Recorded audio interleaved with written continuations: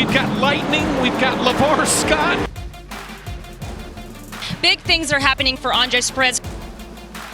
I think me and Lavar as teammates has been such a cool experience because everything surrounding the racetrack, like the trips there and then also the race itself, I think it's really cool. What do you think? Everything we do is together. If I go somewhere in Charlotte, Andres is with me. If he goes somewhere, I'm with him somewhere. Racing with each other is just, it's Andres. Like, I know a lot of people say this, but if I don't win a race, like I really hope Andres wins the race. Like that's honestly how I feel about him and how I feel about him being my teammate. We've pushed each other for good in many races. I think like in the mid part of the season when we got to the short tracks and Lavar was really strong in some and I was strong in some other, like we pushed each other for good. I don't know a specific one thing that we learned, but during the race pace that Lavar has, so it just pushes you to be better, no mistakes and everything on track more than anything. I think what I expect most about Andres is just his ability to always be there, how consistent he is with everything he does, especially with racing. Off the track, he's one of the coolest guys I ever met. Just an all-around decent guy. What I respect a lot about Lavar is I know he's very dedicated to racing and I know his life really revolves around racing and that shows on track. When we're in the racetrack, especially on the race pace, he pushes me a lot. Like it makes me perform better than I probably would have if he wasn't there. Because obviously we know that teammates is something close to what you have on the car. So if you see him running to the top, you want to push more to try and catch him. So that's just what I respect about him, you know, that he reflects a lot the work that he puts behind the scenes in the racetrack. I'm still focusing on trying to learn and soak as much as information as I can because I know this is a development series.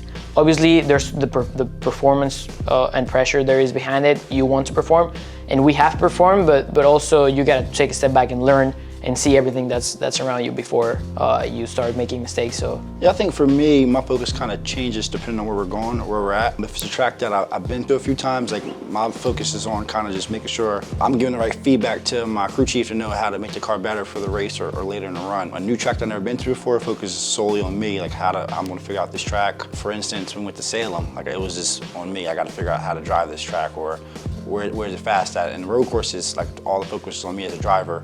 But if we're going to places that I've been to a few times before, I can kind of focus on different things to make sure everything's good. So put this in perspective for me. What's it like to capture this championship? It's weird. Like I don't wish nothing bad to happen to him at all. Like I wish we just go race it out for a championship. I want to win, and I know he wants to win too. And like that's priority in our careers. But there's also the team aspect of it. And as long as we're 1-2.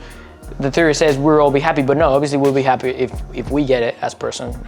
Like I just feel like I've had this work the whole year to this, and I've been so close. Obviously, I'll be really frustrated. It doesn't matter if it's Lavar or if it's anybody else. If we don't win the championship, it'll be on me because we've had a long gap the whole year. Obviously, we have Nick in the truck now.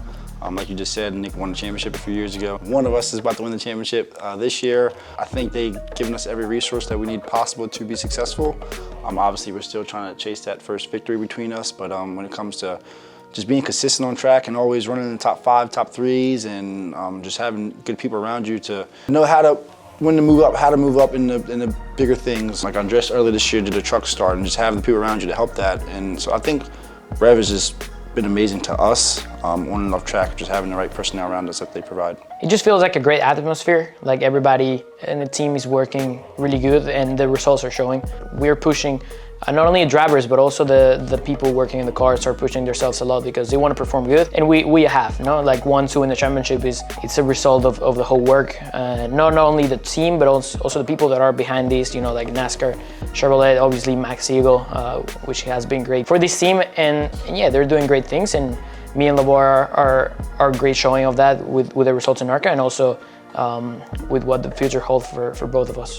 We're competitors. Like I want to win. He wants to win. Like as long as Rev Racing is 1-2, we are fine.